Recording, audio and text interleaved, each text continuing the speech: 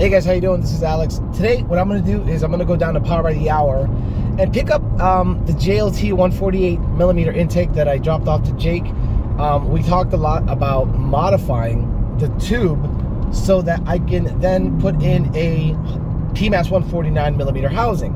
Now, a lot of people are going to go, what's the big deal? You're going from 148 to 149. No, that's not the case. If you look at how the air enters the MAF on any MAF-equipped vehicle, it really matters. That's why we think some of these intakes that people are just making in their garage are not that good, because there's no science behind it. It's like, air enters, tune it, what's the big deal?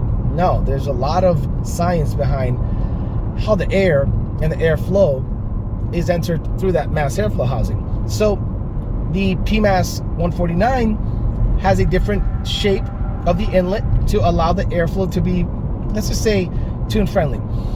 And the 148 is only something you should put on the GT500, the JLT, if you're pegging, your 120 PMAS or your 123 JLT, because at about 900 wheel horsepower, these things flow a lot of air and they tend to peg the MAF sensor, so you have to get a bigger housing, similar to like turbos. If you have like a 3-inch charge pipe with a MAF sensor in it and you're pegging the MAF sensor, well, you just get a bigger housing or a sensor that has more resolution.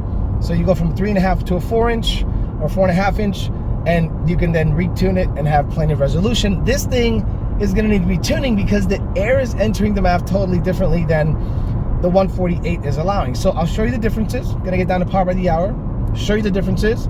Gotta retune it, gotta drive it, gotta change the oil in the car.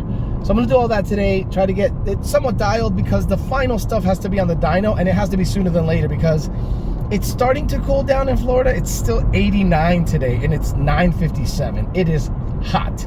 So once it starts to cool down, I wanna be able to be ready, tuned, ready to go, get to the track, well, dyno first, make 1100 or so, get to the track, run a 8.9 and be a happy cat. Right, let's get down to Power by the Hour and get the housing.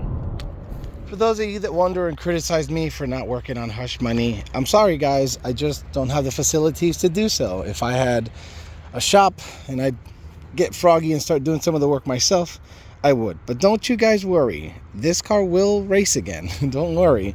I just don't want to half-ass it. I don't want to bring this out half-ass.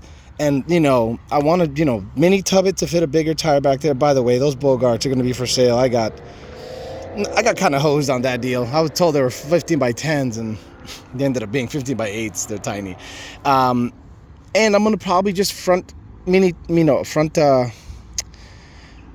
tubular front in it, back half it, and then cut the cage and put a decent cage in it. And then, we'll play around. But guys, it's not going nowhere. It'll be around forever. That's my baby. Still has a good hood. Still has a good car cover on it. It's all good. And these guys build 6R80s like a motherfucker. Like, they're just everywhere. Okay, so let's show you what we did. So the first line of defense for the mass airflow sensor is this. Okay, this was on the JLT. This is the filter they give you. Okay, so when you look at the back, this is what they're trying to utilize to straighten the mass airflow signal. So when it goes to here, this is the housing they were using to basically put the MAF sensor in. So this guy was in here like that. Was it? The other way. This side's cut.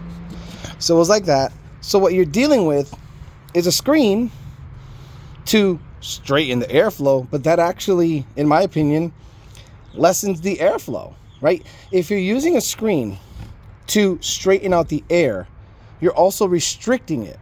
So, you're gonna see like a choking effect on the filter, which this had. You see this pretty often, where the filter kind of collapses in on itself because you're basically choking it via the screen. So this is what they were using to basically straighten out the mass airflow signal.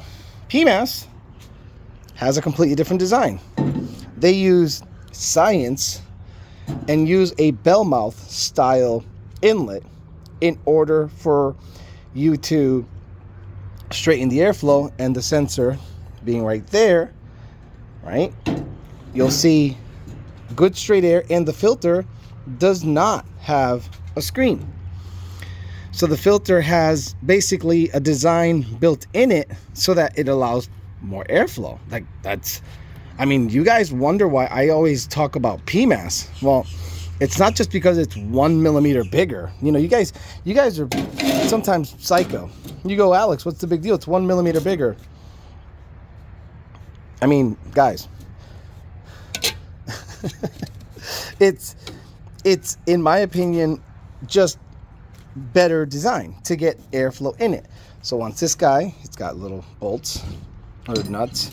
Once this guy is in there, something like that, it'll look like that. I'll have this tube, which Mr. Jake cut. Thank you very much for cutting it with a air saw. Looks, I had a Sawzall. It was gonna look terrible if I did it. So he took an air saw. So what I'm gonna do is basically put this together. I bought a 6-inch coupler, so I'll show you that. I'll show you the install, and we'll get to tuning it. But basically, just want to show you the differences as to what I think one is superior than the other. This is a screen. That's what they use to straighten it, and that's the filter, and this is the housing versus this and this. All right, let's get back home, get this guy installed. Before I turn on the fan and drown out all the noise on the video, I wanted to let you know what you need if you're gonna do this on your GT500. Well, aside from the PMAS 149 and to cut your existing tube, you need a 6-inch coupler, and obviously you're gonna need a couple. I wish I could find black, but I might do something to black. I mean, actually, it doesn't matter. These are the same. I don't care. So I'm gonna keep the JLT there because they do make a good tube, but not a good mass airflow housing. So I'm gonna go ahead and cut that. But again, Amazon, 30 bucks. It's not cheap. 6-inch ID silicone coupler. That's all you need. Once you get that in there, get it all situated the way you want. Get the mass airflow sensor where you want it. I'm gonna try to have it at the 9 o'clock position here, where it, or I mean, stock it's kind of like a 10 o'clock, but I'm gonna attempt the 9 o'clock because I want the air to come in as straight as possible. So let's get started. Let's get the fan turned on and get some work done. I ended up reusing the gasket. This thing has an undercut, and theoretically it should get the stock gasket that comes in the MAF sensor, which is highly desired, but I don't have that. I might actually, you know what? This mass airflow sensor might have it. So let me see if I have a gasket in there. That's the gasket I want right there, that little guy. So for those of you that saw that, you're like, Alex, what do you do all summer? I test. Just because I don't show video, I've replaced the mass airflow sensor. This is the Kong filter and MAF for the ZR1. So I do nothing but test. Maybe you don't see the video, but the testing does happen. So this gasket falls right into this recess. So I think it's a better seal than having a, where'd it go? This big flapper here. Yes, that's my key. This big flapper here. So that'll be better in my opinion. This guy will be better than this guy. Remember guys, the mass airflow sensor opening is where the air comes in. Remember, that's super crucial. I've had many customers say, hey, your tune doesn't start. Oh, the MAF sensor's in backwards. It's got to go towards the airflow, not against it.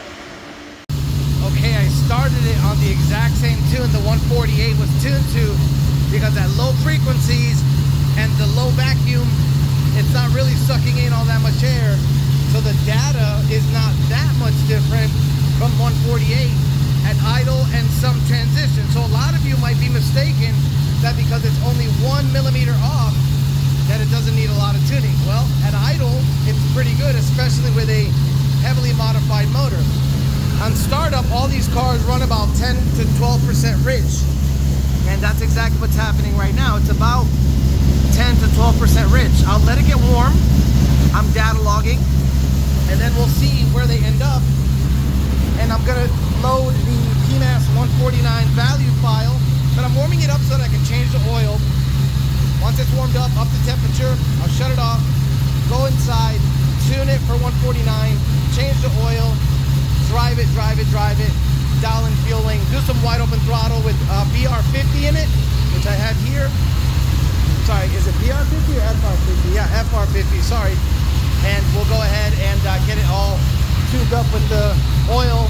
I'm gonna obviously look at the oil that came out of it to see if there's any metallic shit. I hope not. So we'll see how all that goes. Since I'm here, I'll do some slow revs and I'll try to keep the RPM, the RPM way the hell over here on GT500. So I'll try to keep this visible to see how off the fuel trims are. Obviously bank 2 is better than bank 1. Bank 1 has that weird EGR situation, so it might read differently. But let me give it some slow revs. Hold it at 2,000.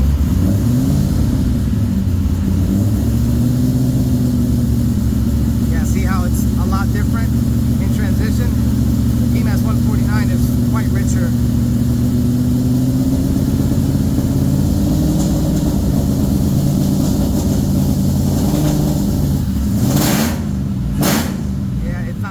So I'm not going to force it to stay running, so I'm just going to go ahead and load the value file. It's definitely not liking the data, and this is why we tell people don't just shove the tune in because it's only 1 millimeter off. I'm not even going to look at the log because I know I got to load the value file, because in transition it was going super fat.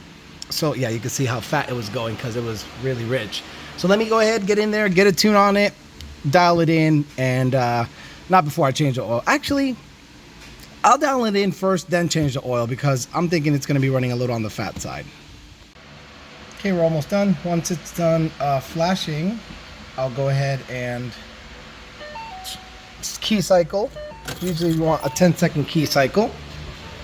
And then I'm going to reconnect the heat exchanger fans. I disconnect them while I'm flashing so it doesn't kill the battery, because those things humming along with the battery trying to keep up with flashing the car. Believe it or not, when the car's flashing, it's sucking up some battery. So we had to keep the battery as healthy as possible during the flash process.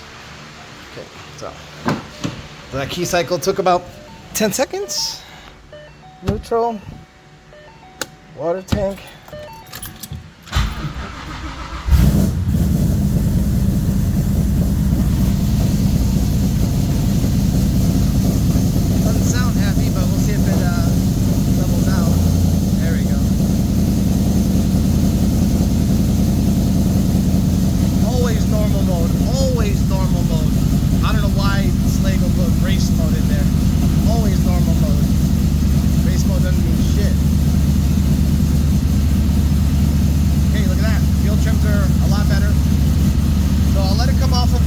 Start, let it settle, then I'll do the slow revs. If the slow revs look good, the car isn't chopping up, take it for a drive, cruise it, rinse and repeat a couple of times for the tuning for the map, then find a spot and do some watt stuff. Holding 2,000 a lot better.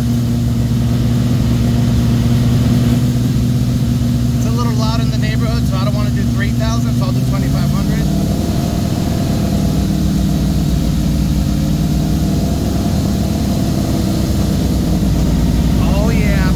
Data is the best, bro. That's why I say PMAS. Don't fuck around.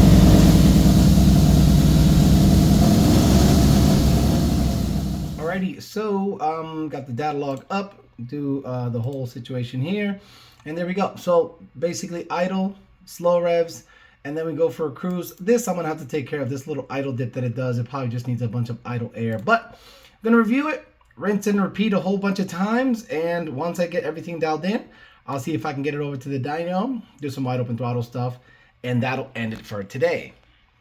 So there you go. Got a bunch of stuff done. Got the cold air situated. Got the JLT tube out of there. Got the JLT MAF housing out of there. So now I'm using a JLT carbon fiber tube, which is all it's good for, with a PMAS 149 housing. So dialing it in. Hopefully I'll get on the dyno one of these days. It's hot out there and raining, so it's hard to get a weekend that actually doesn't rain. So thanks for hanging out with me for a little bit, letting you know what it needs to get a PMAS 149 on a 148 tube. Cut it, 6-inch coupler, use your MAP sensor, have Lund tune it with a 149 MAF curve, and it'll be pretty straightforward. Thanks for listening, guys. I'll talk to you later.